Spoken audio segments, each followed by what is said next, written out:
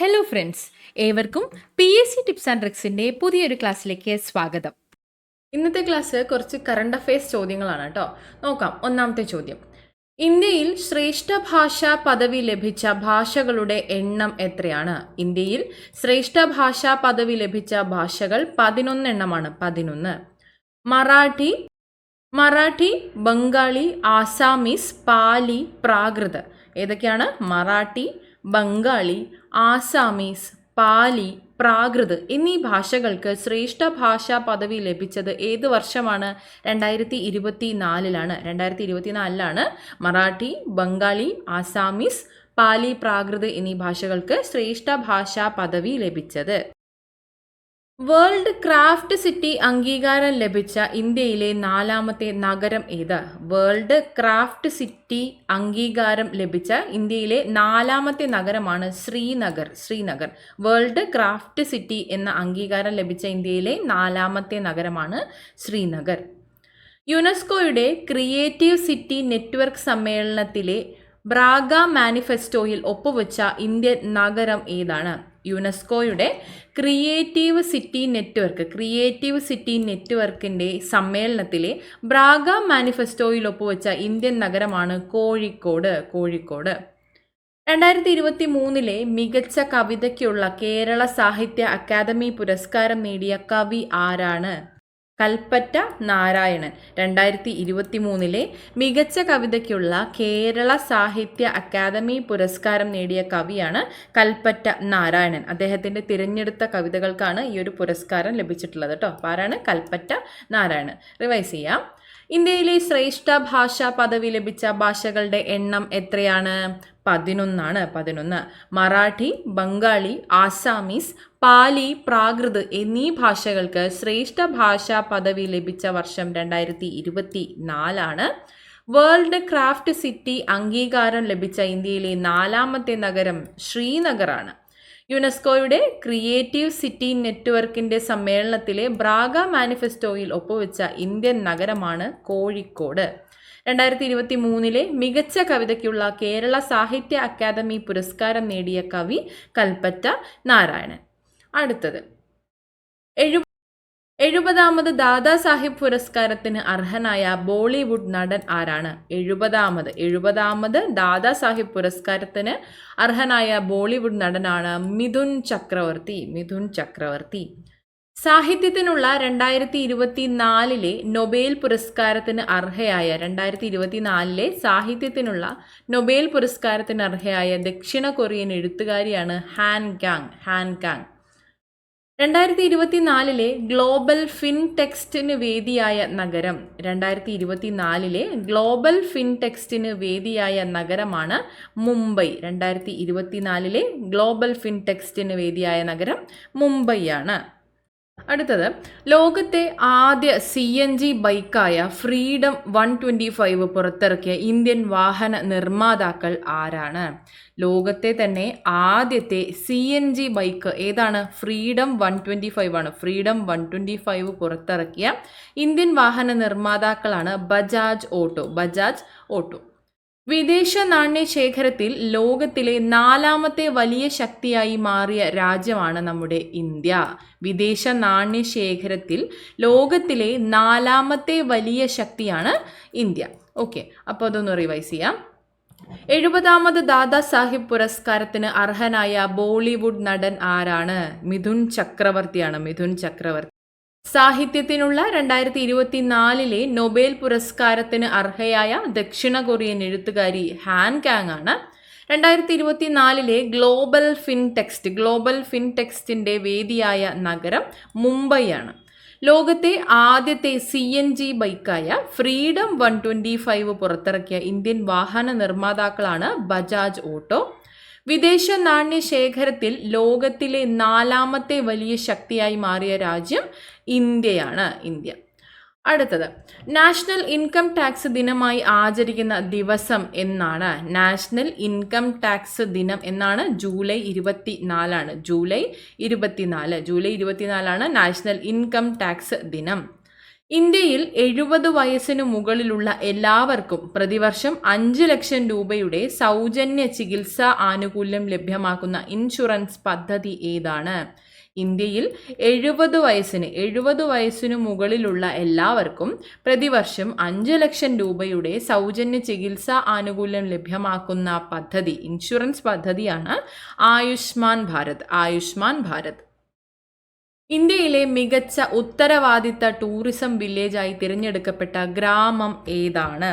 ഇന്ത്യയിലെ മികച്ച ഉത്തരവാദിത്ത ടൂറിസം വില്ലേജായി തിരഞ്ഞെടുക്കപ്പെട്ട ഗ്രാമമാണ് കടലുണ്ടി. ഇന്ത്യയിലെ മികച്ച അഗ്രി ടൂറിസം വില്ലേജ് ഏതാണ്? ഇന്ത്യയിലെ മികച്ച അഗ്രി ടൂറിസം വില്ലേജ് കുമരകമാണ്. മികച്ച ഉത്തരവാദിത്വ ടൂറിസം വില്ലേജ് കടലുണ്ടിയും അഗ്രി ടൂറിസം വില്ലേജ് കുമരകവുമാണ്. ഓക്കെ. റിസർവ് ബാങ്കിന്റെ പുതിയ ഗവർണറായി നിയമിതനായ വ്യക്തി ആരാണ്? റിസർവ് ബാങ്കിന്റെ പുതിയ ഗവർണറായി നിയമിതനായത് സഞ്ജയ് മൽഹോത്ര. ഒന്ന് റിവൈസ് ചെയ്യാം. നാഷണൽ ഇൻകം ടാക്സ് ദിനമായി ആചരിക്കുന്ന ദിവസം എന്നാണ്? ജൂലൈ 24 ഇന്ത്യയിൽ 70 വയസ്സിനു മുകളിലുള്ള എല്ലാവർക്കും പ്രതിവർഷം 5 ലക്ഷം രൂപയുടെ സൗജന്യ ചികിത്സാ ആനുകൂല്യം ലഭ്യമാക്കുന്ന ഇൻഷുറൻസ് പദ്ധതി ഏതാണ്? ആയുഷ്മാൻ ഭാരതാണ്. ഇന്ത്യയിലെ മികച്ച ഉത്തരവാദിത്വ ടൂറിസം വില്ലേജായി തിരഞ്ഞെടുക്കപ്പെട്ട ഗ്രാമം ഏതാണ്? കടലുണ്ടിയാണ്. ഇന്ത്യയിലെ മികച്ച അഗ്രി ടൂറിസം വില്ലേജായി തിരഞ്ഞെടുക്കപ്പെട്ട ഗ്രാമം കുമരകമാണ്. റിസർവ് ബാങ്കിന്റെ പുതിയ ഗവർണർ ആരാണ്? സഞ്ജയ് മൽഹോത്ര. അടുത്തത്, സംസ്ഥാനത്തെ 7ാം ധനകാര്യ കമ്മീഷന്റെ അധ്യക്ഷൻ ആര്? സംസ്ഥാനത്തെ 7ാം ധനകാര്യ കമ്മീഷന്റെ അധ്യക്ഷനാണ് KN ഹരിലാൽ. സംസ്ഥാനത്തെ 7ാം ധനകാര്യ കമ്മീഷന്റെ അധ്യക്ഷൻ KN ഹരിലാലാണ്. ടാറ്റ ഗ്രൂപ്പിന്റെ ബിസിനസ്സും സേവന പ്രവർത്തനങ്ങളും നിയന്ത്രിക്കുന്ന ടാറ്റ ട്രസ്റ്റിന്റെ ചെയർമാനായി തിരഞ്ഞെടുക്കപ്പെട്ട വ്യക്തി ആരാണ്? നോയൽ ടാറ്റ. ടാറ്റ ഗ്രൂപ്പിന്റെ ബിസിനസ്സും സേവന പ്രവർത്തനങ്ങളും നിയന്ത്രിക്കുന്നത് ടാറ്റ ട്രസ്റ്റാണ്. ടാറ്റ ട്രസ്റ്റിന്റെ ചെയർമാനായി തിരഞ്ഞെടുക്കപ്പെട്ടത് നോയൽ ടാറ്റയാണ്. വ്യവസായ സൗഹൃദ അന്തരീക്ഷവുമായി ബന്ധപ്പെട്ട കേന്ദ്ര സർക്കാരിന്റെ ടോപ്പ് അച്ചീവേഴ്സ് വിഭാഗത്തിൽ ആന്ധ്രാപ്രദേശിനും ഗുജറാത്തിനുമൊപ്പം ഇടം നേടിയ സംസ്ഥാനമാണ് നമ്മുടെ കേരളം. വ്യവസായ സൗഹൃദ അന്തരീക്ഷവുമായി ബന്ധപ്പെട്ട് കേന്ദ്ര സർക്കാരിൻ്റെ ടോപ്പ് അച്ചീവേഴ്സ് വിഭാഗത്തിൽ വന്ന സംസ്ഥാനങ്ങൾ ഏതൊക്കെയാണ്? ആന്ധ്രാപ്രദേശ്, ഗുജറാത്ത്, കേരളം. ഓക്കെ ആണോ? അടുത്തത്, 2024 ഹ്യൂമൻ ഇന്ത്യ റിച്ച് ലിസ്റ്റിൽ ഏഷ്യയുടെ പുതിയ ബില്യനെയർ ക്യാപിറ്റൽ സിറ്റിയായി തിരഞ്ഞെടുക്കപ്പെട്ട നഗരമാണ് മുംബൈ. 2024 ഹ്യൂമൻ ഇന്ത്യ റിച്ച് ലിസ്റ്റിൽ ഏഷ്യയുടെ പുതിയ ബില്യനെയർ ക്യാപിറ്റൽ സിറ്റിയായി തിരഞ്ഞെടുക്കപ്പെട്ടത് മുംബൈ. തിരുവനന്തപുരം വിഴിഞ്ഞം രാജ്യാന്തര തുറമുഖത്തെത്തിയ ആദ്യ കണ്ടെയ്നർ മദർഷിപ്പാണ് സാൻ ഫെർണാഡോ. തിരുവനന്തപുരത്തെ വിഴിഞ്ഞത്തെത്തിയ രാജ്യാന്തര തുറമുഖമായ വിഴിഞ്ഞത്തെത്തിയ ആദ്യ കണ്ടെയ്നർ മദർഷിപ്പാണ് സാൻ ഫെർണാഡോ എന്നത്. ഓക്കെ. സംസ്ഥാനത്തെ 7ാം ധനകാര്യ കമ്മീഷന്റെ അധ്യക്ഷൻ ആരാണ്? KN ഹരിലാലാണ്. ടാറ്റ ഗ്രൂപ്പിന്റെ ബിസിനസ്സും സേവന പ്രവർത്തനങ്ങളും നിയന്ത്രിക്കുന്ന ടാറ്റ ട്രസ്റ്റിന്റെ ചെയർമാനായി തിരഞ്ഞെടുക്കപ്പെട്ട വ്യക്തിയാണ് നോയൽ ടാറ്റ. വ്യവസായ സൗഹൃദ അന്തരീക്ഷവുമായി ബന്ധപ്പെട്ട കേന്ദ്ര സർക്കാരിന്റെ ടോപ്പ് അച്ചീവേഴ്സ് വിഭാഗത്തിൽ ഇടം നേടിയിട്ടുള്ള 3 സംസ്ഥാനങ്ങൾ ഏതൊക്കെയാണ്? ആന്ധ്രാപ്രദേശും ഗുജറാത്ത്, കേരളം എന്നിവയാണ്. ഓക്കെ. 2024 ഹ്യൂമൻ ഇന്ത്യ റിച്ച് ലിസ്റ്റിൽ ഏഷ്യയുടെ പുതിയ ബില്യനെയർ ക്യാപിറ്റൽ സിറ്റിയായി തിരഞ്ഞെടുക്കപ്പെട്ട നഗരമാണ് മുംബൈ. തിരുവനന്തപുരം വിഴിഞ്ഞം രാജ്യാന്തര തുറമുഖത്തെത്തിയ ആദ്യ കണ്ടെയ്നർ മദർഷിപ്പാണ് സാൻ ഫെർണാഡോ. ഓക്കെ. രാജസ്ഥാനിലെ മേഘമണ്ഡൽ സംസ്ഥാൻ നൽകുന്ന രാജാ രവിവർമ്മ സമ്മാൻ നേടിയ മലയാളി ആരാണ്? രാജസ്ഥാനിലെ മേഘമണ്ഡൽ സംസ്ഥാൻ നൽകുന്ന രാജാ രവിവർമ്മ സമ്മാൻ നേടിയ മലയാളിയാണ് മുരളി ചീരോത്ത്. പുനരുപയോഗിക്കാവുന്ന ഹൈബ്രിഡ് റോക്കറ്റായ റൂമി വികസിപ്പിച്ച ഇന്ത്യൻ സ്റ്റാർട്ടപ്പ് കമ്പനി ഏതാണ്? പുനരുപയോഗിക്കാവുന്ന ഹൈബ്രിഡ് റോക്കറ്റാണ് ഏതാണ്? റൂമി. ഈ റൂമി എന്നത് വികസിപ്പിച്ച ഇന്ത്യൻ സ്റ്റാർട്ടപ്പ് കമ്പനിയാണ് സ്പേസ് സോൺ ഇന്ത്യ. 78ാമത് സന്തോഷ് ട്രോഫി ദേശീയ ഫുട്ബോളിന് വേദിയായ നഗരം ഏതാണ്? 78ാമത് സന്തോഷ് ട്രോഫി ദേശീയ ഫുട്ബോളിന് വേദിയായ നഗരം ഹൈദരാബാദാണ്. ഹൈദരാബാദ്. അഖിലേന്ത്യാ ഫുട്ബോൾ ഫെഡറേഷൻ സെക്രട്ടറി ജനറലായി നിയമിതനായ മലയാളി ആരാണ്?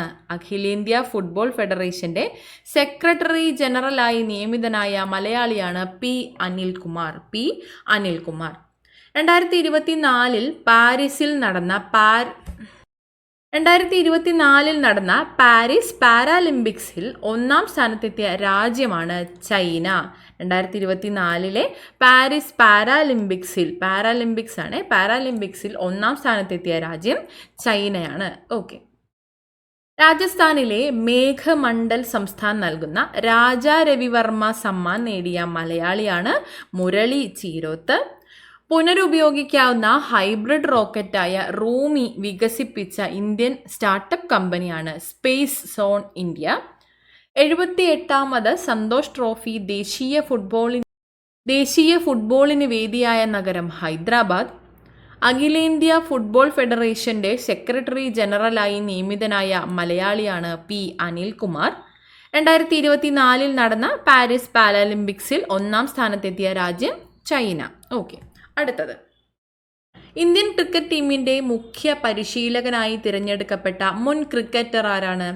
ഗൗതം ഗംഭീർ ആണ്. ഇന്ത്യൻ ക്രിക്കറ്റ് ടീമിന്റെ മുഖ്യ പരിശീലകനായി തിരഞ്ഞെടുക്കപ്പെട്ട മുൻ ക്രിക്കറ്ററാണ് ഗൗതം ഗംഭീർ. കേരള ഹൈക്കോടതിയിലെ ഇപ്പോഴത്തെ ചീഫ് ജസ്റ്റിസ് ആരാണ്? കേരള ഹൈക്കോടതിയുടെ നിലവിലെ ചീഫ് ജസ്റ്റിസ് ആണ് ജസ്റ്റിസ് നിതിൻ മധുക്കർ ജാംദാർ. കേരളത്തിലെ പുതിയ മുഖ്യ തിരഞ്ഞെടുപ്പ് ഓഫീസർ ആരാണ്? Doctor Rathan U Kelkar. കേരളത്തിലെ പുതിയ മുഖ്യ തിരഞ്ഞെടുപ്പ് officer doctor Rathan U Kelkar ആണ്. ആൻഡമാൻ നിക്കോബാർ ദ്വീപുകളുടെ തലസ്ഥാനമായ പോർട്ട് ബ്ലെയറിന്റെ പുതിയ പേര് എന്താണ്? ആൻഡമാൻ നിക്കോബാർ ദ്വീപുകളുടെ തലസ്ഥാനമായ പോർട്ട് ബ്ലെയറിന്റെ പുതിയ പേര് ശ്രീ വിജയപുരം എന്നതാണ്. ശ്രീ വിജയപുരം. വിദേശകാര്യ മന്ത്രാലയത്തിനായുള്ള പാർലമെന്ററി സ്ഥിരം സമിതിയുടെ അധ്യക്ഷനായ ലോകസഭാംഗം ആരാണ്? വിദേശകാര്യ മന്ത്രാലയത്തിനായുള്ള പാർലമെന്ററി സ്ഥിരം സമിതിയുടെ അധ്യക്ഷനായ ലോകസഭാംഗമാണ് ശശി തരൂർ. നോക്കാം. ഇന്ത്യൻ ക്രിക്കറ്റ് ടീമിന്റെ മുഖ്യ പരിശീലകനായി തിരഞ്ഞെടുക്കപ്പെട്ടത് ഗൗതം ഗംഭീർ ആണ്. കേരള ഹൈക്കോടതിയിലെ ഇപ്പോഴത്തെ ചീഫ് ജസ്റ്റിസ് നിതിൻ മധുക്കർ ജാംദാർ. കേരളത്തിലെ മുഖ്യ തിരഞ്ഞെടുപ്പ് ഓഫീസർ ഇപ്പോഴത്തേത് ഡോക്ടർ രത്തൻ യു ഖേൽക്കർ. ആൻഡമാൻ നിക്കോബാർ ദ്വീപുകളുടെ തലസ്ഥാനമായ പോർട്ട് ബ്ലെയറിന്റെ പുതിയ പേര് ശ്രീ വിജയപുരം എന്നാണ്. വിദേശകാര്യ മന്ത്രാലയത്തിനായുള്ള പാർലമെന്ററി സ്ഥിരം സമിതിയുടെ അധ്യക്ഷനായ ലോകസഭാംഗമാണ് ശശി തരൂർ. അടുത്തത്, എല്ലാ മന്ത്രിമാരും അവരുടെ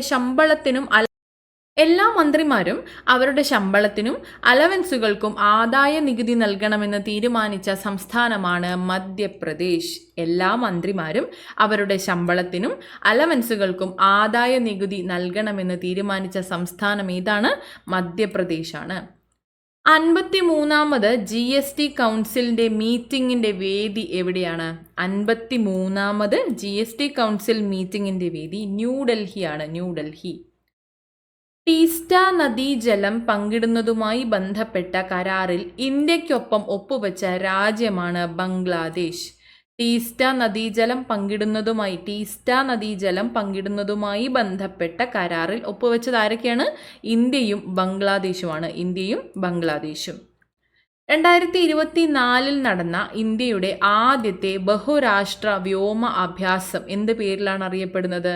തരംഗ് ശക്തി എന്ന പേരിലാണ്. 2024 നടന്ന ഇന്ത്യയുടെ ആദ്യത്തെ ബഹുരാഷ്ട്ര വ്യോമ അഭ്യാസം തരംഗ് ശക്തി. റോസരിറ്റ എന്ന നോവലിന്റെ രചയിതാവ് ആരാണ്? റോസരിറ്റ എന്ന നോവലിന്റെ രചയിതാവാണ് അനിത ദേശായി. റോസരിറ്റ എന്നാണ് നോവലിന്റെ പേര്. റോസരിറ്റ എന്ന നോവലിന്റെ രചയിതാവ് അനിത ദേശായി. ഇന്ത്യയുടെ 78ാമത് സ്വാതന്ത്ര്യ ദിനാഘോഷത്തിന്റെ പ്രമേയം എന്തായിരുന്നു? വികാസ ഭാരതം എന്നതായിരുന്നു. വികാസ ഭാരതം.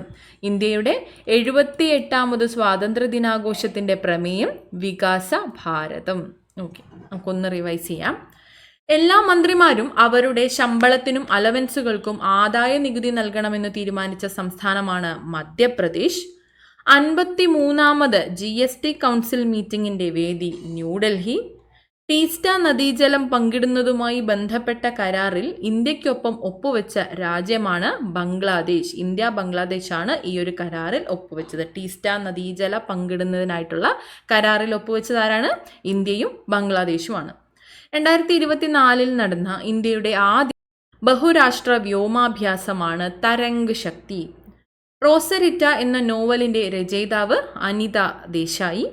ഇന്ത്യയുടെ 78ാമത് സ്വാതന്ത്ര്യ ദിനാഘോഷത്തിന്റെ പ്രമേയം വികാസ ഭാരതം.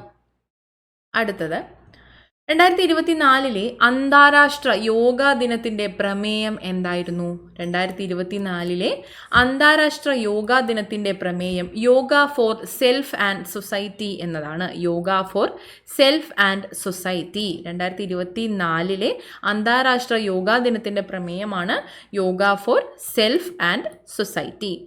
2024 പത്താമത് യോഗാ ദിനത്തിൻ്റെ ഇന്ത്യയിലെ മുഖ്യ വേദി എവിടെയായിരുന്നു? ശ്രീനഗറാണ്. ശ്രീനഗർ. 2024 10ാമത് യോഗാ ദിനമായിരുന്നു. അതിൻ്റെ ഇന്ത്യയിലെ മുഖ്യവേദി ശ്രീനഗർ ആയിരുന്നു. ശ്രീനഗർ. ലോകത്തിലെ ഏറ്റവും വലിയ രാമായണ ക്ഷേത്രം നിലവിൽ വരുന്നത് ബീഹാറിലാണ്. ബീഹാർ. ലോകത്തിലെ തന്നെ ഏറ്റവും വലിയ രാമായണ ക്ഷേത്രം നിലവിൽ വരുന്നത് ബീഹാറാണ്. യാമിനി കൃഷ്ണമൂർത്തിയുടെ ആത്മകഥയുടെ പേരാണ് എ പാഷൻ ഫോർ ഡാൻസ് എന്നത്. A passion four. ഈ അടുത്തിടെ അന്തരിച്ച വിഖ്യാത ഭരതനാട്യ കുച്ചിപ്പുടി നർത്തകിയാണ് യാമിനി കൃഷ്ണമൂർത്തി. അദ്ദേഹത്തിൻ്റെ ആത്മകഥയാണ് a passion for dance. A passion for dance. Okay. ഇന്ത്യയിലെ ആദ്യത്തെ ഡിജിറ്റൽ ഭാഗ്യക്കുറി ലോട്ടറി അവതരിപ്പിച്ച സംസ്ഥാനം ഏതാണ്?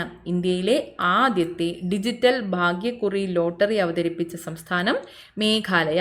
ഡിജിറ്റൽ ഭാഗ്യക്കുറി ലോട്ടറി അവതരിപ്പിച്ചത് മേഘാലയ. ഇന്ത്യ തദ്ദേശീയമായി വികസിപ്പിച്ച തേജസ് യുദ്ധവിമാനം പറത്തുന്ന ആദ്യ വനിതാ പൈലറ്റാണ് മോഹന സിംഗ്. ഇന്ത്യ തദ്ദേശീയമായി വികസിപ്പിച്ച തേജസ് എന്ന യുദ്ധവിമാനം പറത്തുന്ന ആദ്യ വനിതാ പൈലറ്റാണ് മോഹന സിംഗ്. റിവൈസ് ചെയ്യാം. 2024 അന്താരാഷ്ട്ര യോഗാ ദിനത്തിന്റെ പ്രമേയം എന്തായിരുന്നു? Yoga for self and society എന്നതാണ്. Yoga for self and society. 2024 10ാമത് യോഗാ ദിനത്തിന്റെ ഇന്ത്യയിലെ മുഖ്യവേദി ശ്രീനഗർ ആയിരുന്നു. ലോകത്തിലെ ഏറ്റവും വലിയ രാമായണ ക്ഷേത്രം നിലവിൽ വരുന്നത് ബീഹാർ. യാമിനി കൃഷ്ണമൂർത്തിയുടെ ആത്മകഥ എ പാഷൻ ഫോർ ഡാൻസ്. ഇന്ത്യയിലെ ആദ്യത്തെ ഡിജിറ്റൽ ഭാഗ്യക്കുറി ലോട്ടറി അവതരിപ്പിച്ച സംസ്ഥാനം മേഘാലയ. ഇന്ത്യ തദ്ദേശീയമായി വികസിപ്പിച്ച തേജസ് യുദ്ധവിമാനം പറത്തുന്ന ആദ്യ വനിതാ പൈലറ്റാണ് മോഹന സിംഗ്. ഓക്കെ. അടുത്തത് മഹാരാഷ്ട്ര സ്റ്റേറ്റ് സ്കിൽസ് യൂണിവേഴ്സിറ്റിയുടെ പുതിയ പേര് എന്താണ്? മഹാരാഷ്ട്ര സ്റ്റേറ്റ് സ്കിൽസ് യൂണിവേഴ്സിറ്റിയുടെ പുതിയ പേരാണ് Ratan Tata skills university. Ratan Tata skills university. Maharashtra state skills യൂണിവേഴ്സിറ്റിയുടെ പുതിയ പേര് Ratan Tata state skills university എന്നാണ്. ഓക്കെ. അടുത്തത് ഇന്ത്യയിൽ ഏറ്റവും കൂടുതൽ വനിതാ കൗൺസിലർമാരുള്ള സംസ്ഥാനം ഏതാണ്? ഇന്ത്യയിൽ ഏറ്റവും കൂടുതൽ വനിതാ കൗൺസിലർമാരുള്ള സംസ്ഥാനം തമിഴ്നാടാണ്. തമിഴ്നാട്. കടലിലും ശുദ്ധജലത്തിലും കരയിലുമായി കഴിയുന്ന ആമകളുടെ സംരക്ഷണം ലക്ഷ്യമിട്ടുകൊണ്ട് പുറത്തിറക്കിയ മൊബൈൽ ആപ്പാണ് കൂർമ്മ ആപ്പ്. കൂർമ്മം എന്ന് പറഞ്ഞാൽ ആമയാണല്ലോ. അപ്പോൾ ആമകളുടെ സംരക്ഷണത്തിനായിട്ടുള്ള മൊബൈൽ ആപ്പാണ് കൂർമ്മ ആപ്പ്. കടലിലും ശുദ്ധജലത്തിലും കരയിലുമായി കഴിയുന്ന ആമകളുടെ സംരക്ഷണം ലക്ഷ്യമിട്ടുകൊണ്ട് പുറത്തിറക്കിയ മൊബൈൽ ആപ്പിൻ്റെ പേരെന്താണ്? കൂർമ്മ ആപ്പ്. മഹാനദീ ജല തർക്കം നിലനിൽക്കുന്ന സംസ്ഥാനങ്ങൾ ഏതൊക്കെയാണ്? മഹാനദീ ജലതർക്കം നിലനിൽക്കുന്ന സംസ്ഥാനങ്ങളാണ് ഛത്തീസ്ഗഡും ഒഡീഷയും. ലോക ആയുർവേദ കോൺഗ്രസിന്റെ വേദി ഉത്തരാഖണ്ഡാണ്. ലോക ആയുർവേദ കോൺഗ്രസിന്റെ വേദി ഉത്തരാഖണ്ഡ്.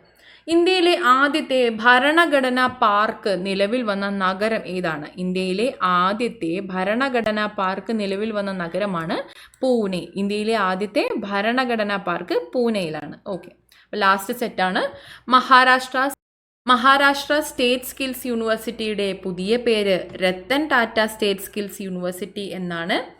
ഇന്ത്യയിൽ ഏറ്റവും കൂടുതൽ വനിതാ കൗൺസിലർമാരുള്ള സംസ്ഥാനം തമിഴ്നാട്. കടലിലും ശുദ്ധജലത്തിലും കരയിലുമായി കഴിയുന്ന ആമകളുടെ സംരക്ഷണം ലക്ഷ്യമിട്ടുകൊണ്ട് പുറത്തിറക്കിയ മൊബൈൽ ആപ്പ് കൂർമ ആപ്പ്. മഹാനദി ജലതർക്കം നിലനിൽക്കുന്ന സംസ്ഥാനങ്ങൾ ഏതൊക്കെയാണ്? ഛത്തീസ്ഗഡും ഒഡീഷയും. ലോക ആയുർവേദ കോൺഗ്രസിന്റെ വേദി ഉത്തരാഖണ്ഡ്. ഇന്ത്യയിലെ ആദ്യത്തെ ഭരണഘടനാ പാർക്ക് നിലവിൽ വന്ന നഗരം പൂനെ. ഇന്ത്യയിലെ ആദ്യത്തെ ഭരണഘടനാ പാർക്ക് നിലവിൽ വന്ന നഗരം പൂനെയാണ്. ഓക്കെ, അപ്പോൾ ഇത്രയും ചോദ്യങ്ങളാണ് ഇന്നത്തെ ക്ലാസ്സിൽ നമ്മൾ ഉൾപ്പെടുത്തിയിട്ടുള്ളത്. എല്ലാവർക്കും താങ്ക് യു സോ മച്ച്.